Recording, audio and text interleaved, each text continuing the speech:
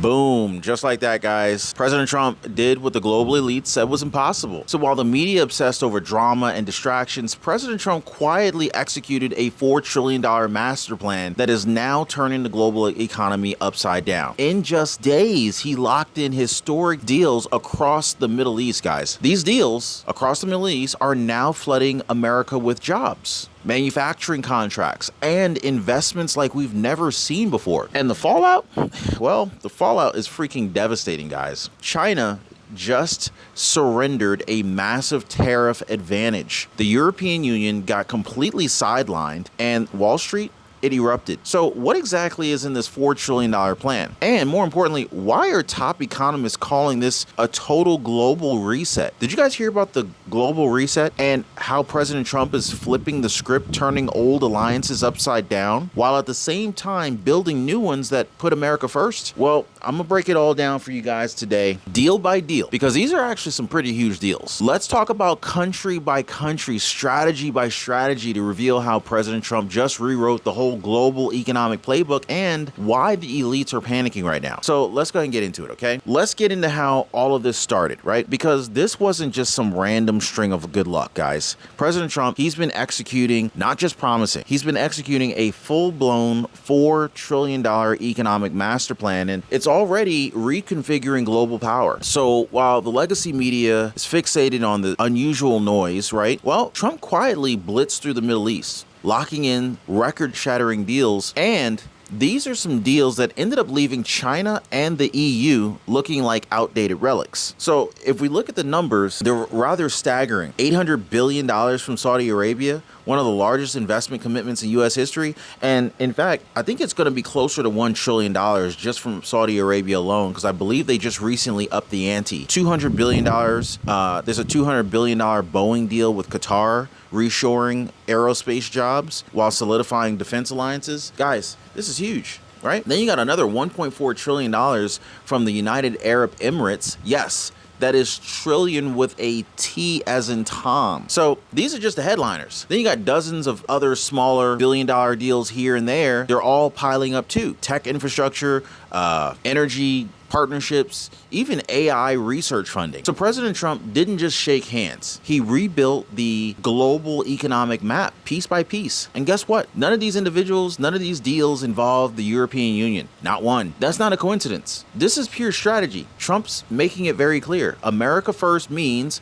we get to pick the partners who respect us and bring us real value to the table. Plain and simple. Like, no more begging for deals from these bureaucratic dinosaurs like the EU. No more getting taken for granted by countries who don't respect access to our markets while at the same time giving us nothing in return. Those days are long gone now. President Trump's done. These Middle East agreements, they're high value, high leverage, and they're directly aligned with American jobs, energy security, innovation. I think that this is probably one of the most boldest shifts we've seen away from the old globalist model, and we're moving toward a new world that's built with mutual strength and strategic alignment. Now, visually, I want you to think about it like this, right? Picture this, right? The old economic order run by European elites and Chinese factories is collapsing like a brittle, overbuilt tower. Meanwhile, he's laying down the steel beams of a new model, a new modern infrastructure, stronger, faster, made in America, and we're just getting started here. So I'm pretty optimistic. I think things are looking pretty good. Drop me a comment down below. Drop a 47 if you're in support of President Trump's strategies here. And if you haven't already, please take a second and hit the like button for the video. I really appreciate you guys. You're about to find out how China just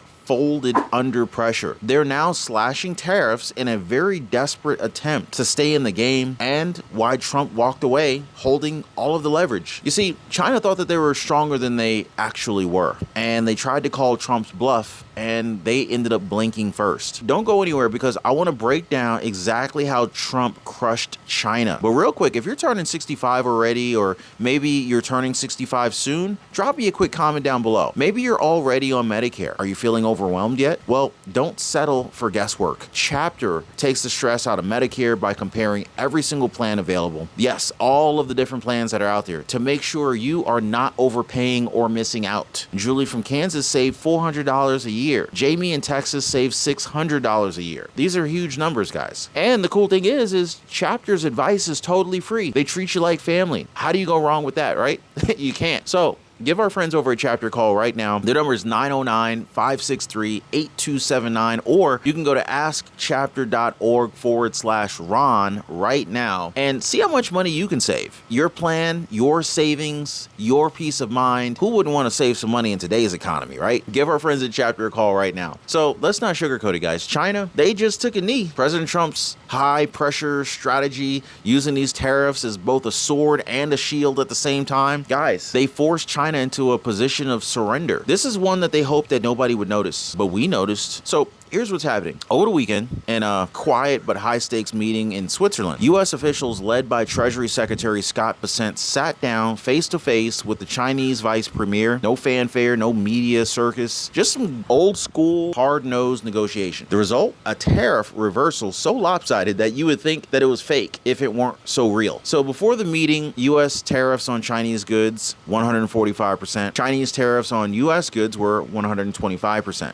Right? After the meeting, U.S. tariffs dropped to 30%. China's tariffs slashed to 10%. This is massive. Guys, that's a 115% rollback on both sides. But don't let the numbers trick you into thinking that this was some mutual handshake of equals. No, far from it. This was China backing down under pressure. Trump didn't give them an inch for free. He made them earn every concession, and they knew that if they didn't bend, they would break. So let's be clear, guys. This wasn't about tariffs. It was about who controls the future of global trade. China entered this meeting hoping to drag it out, delay, play their usual game. But Trump ended up flipping the script. He understood something that the political class never does. You don't negotiate with weakness. You negotiate with leverage. And right now, Trump holds all the cards. China knows that. So while China's economy slows down, while youth unemployment in China skyrockets, while manufacturers look for, new homes outside of Beijing's reach, Trump's America is booming and Beijing is bleeding. Even Treasury Secretary Scott Bessent said, "We had very robust discussions.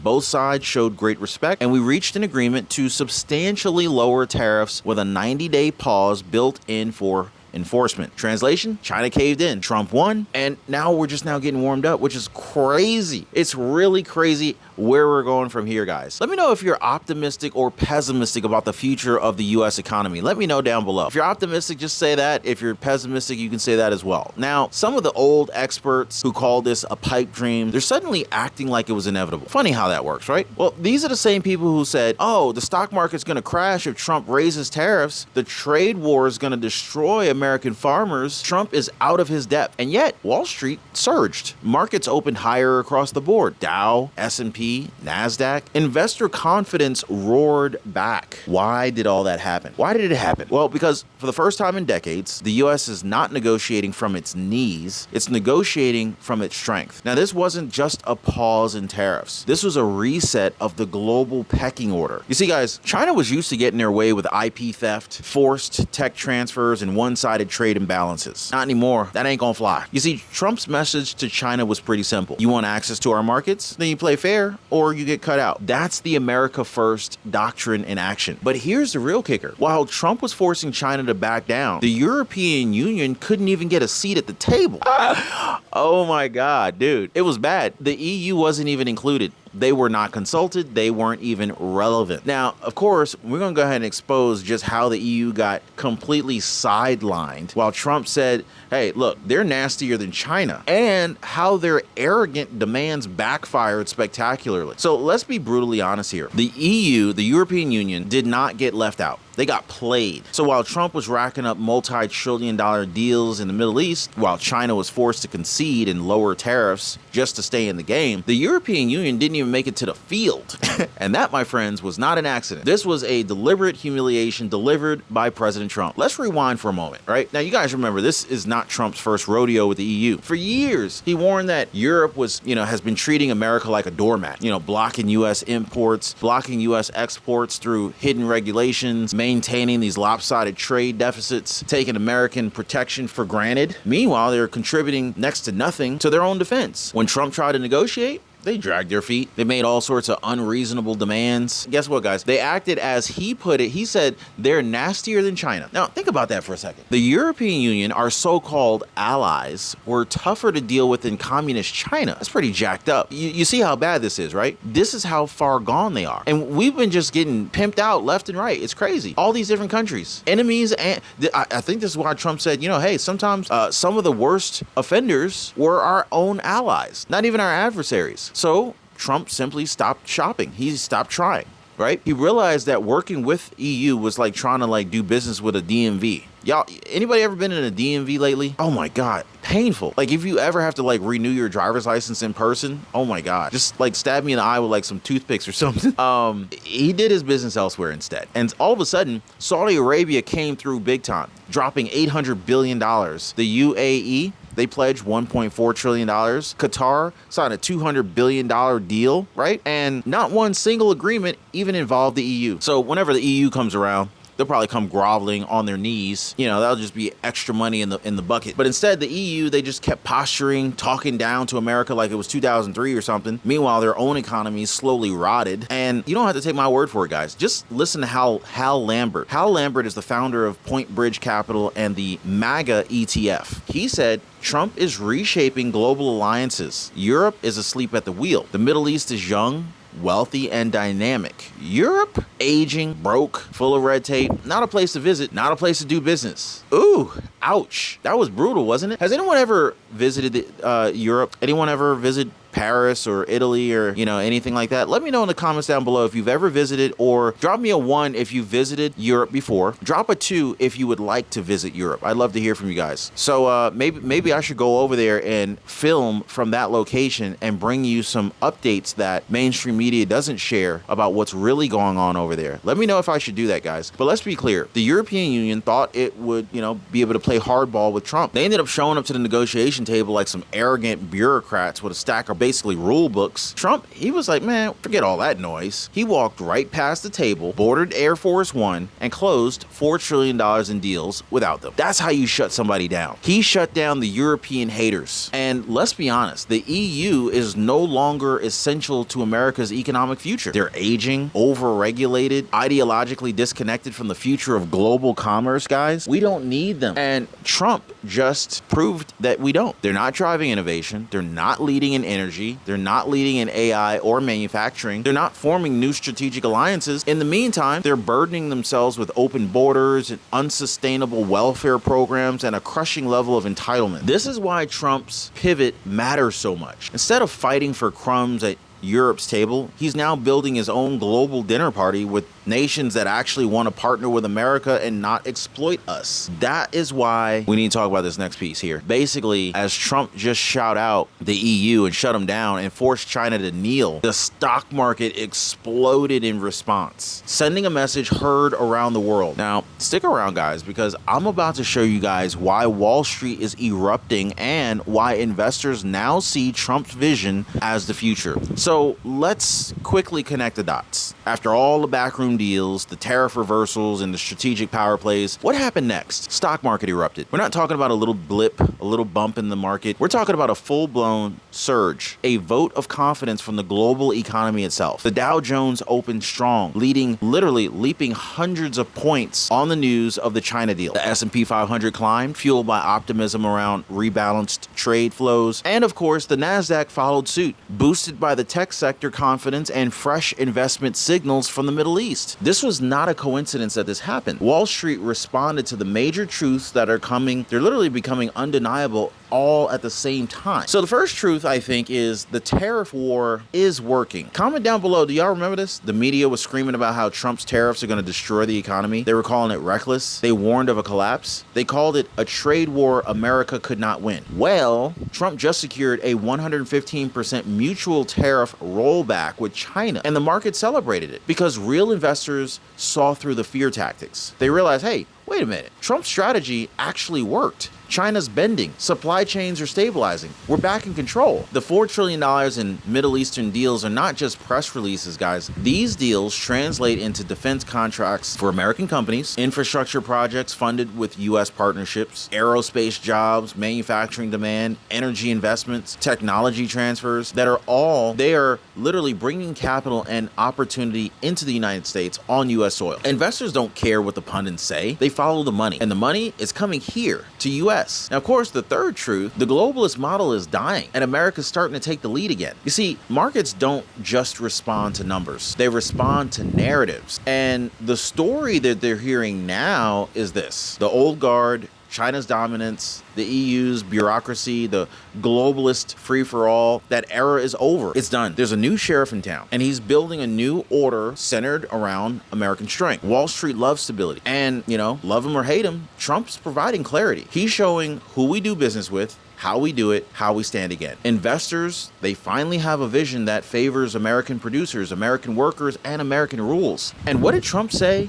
just days before all of this happened? You better go out and buy stock now. This country is about to go up like a rocket ship. Trump wasn't kidding. This market isn't reacting to spin. It's reacting to strategic victory. By the way, if you want to join us over in our Liberty Pursuit Network, we are literally talking strategy. I'll leave a link for you guys in the description down below. If you want to join our private community, we're talking about the stock market, passive income ideas, businesses that can be started from home where you can literally replace your salary. We're doing some powerful things over there. So join us over in the Liberty Pursuit Network. There is a link in the description down below in this video. So big question is, what's next? Because if this is just the beginning, if Trump has more deals lined up like this, if China's already backpedaling and the EU has been kicked off the playing field, then what happens when Trump moves to finalize the next wave of global partnerships? Well, guys, this is exactly what we need to talk about right now, because trust me, the story is not over. There are dozens of trade deals in the hopper, and the world is waking up to a hard truth right now. The future of global economics now runs through Trump's White House. Now, stick with me, because I'm about to break down what comes next, what's being negotiated right now, and why Trump's 10% tariff strategy might change the game forever. So after all of this, what comes next, right? Was the China deal done? Is the China deal a one-time win? Is this a one-hit wonder? Was the $4 trillion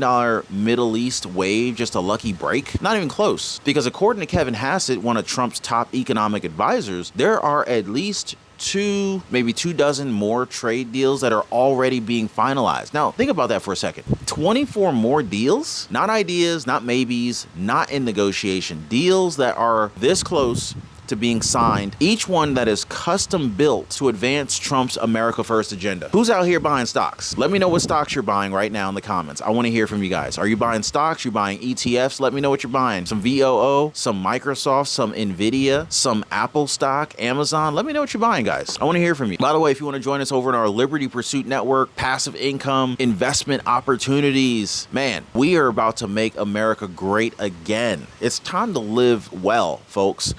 Guys, the way Trump is setting these folks up, they're not just copy and paste treaties from the old globalist playbook. These are bespoke economic agreements, each one's tailored to the country involved, designed to fix the country's specific trade imbalance with the United States. You see, guys, under President Trump, we don't hand out open access to American markets anymore. We make deals that protect American jobs, reward countries that play fair, and punish those that try to exploit us. So here's something else, actually. So Trump, he already locked in a floor for all the future deals.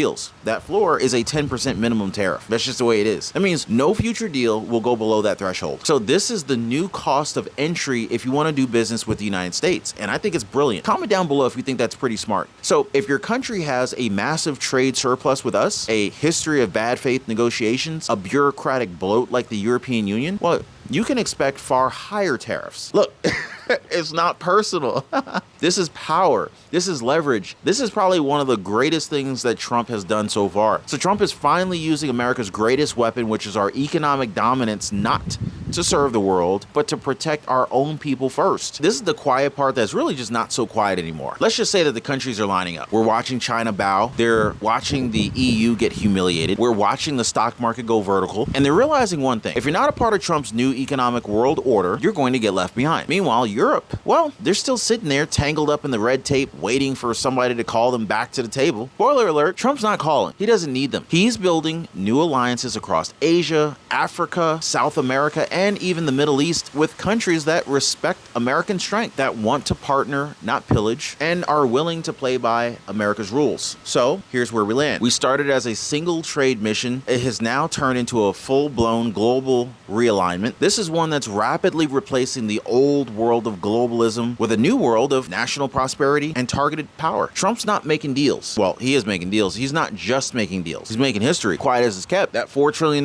deal that we've seen so far, that's just Act 1. So the real question is this, guys. Are you ready for what's next? Are you positioning your family for the great wealth transfer that is inevitably coming our way? And if you're not, why aren't you in our Liberty Pursuit network? Because we're getting ready for the big one. Because we're going to be tracking every single one of these upcoming trade deals, every market reaction, every foreign leader who bends or breaks under the weight of President Trump's first doctrine. We're going to be so wrapped up in this thing. It's going to get really exciting, guys. So if you want to stay ahead of the curve, like this video, be sure to subscribe to the channel, drop a comment down below, and let me know what you think the next big deal will be. Don't forget to join us over in Liberty Pursuit Network if you want to take it to the next level. Don't forget, guys, the global elites may hate it, but the American people are finally winning again. So anyway, appreciate you guys watching. As always, stay sharp, stay safe, stay tuned. Oh, and don't forget to see how much money you can save with our friends over at Chapter. If you're 65 or older, your parents are, your grandparents, look, we gotta look out for our parents. We gotta look out for our grandparents. If you're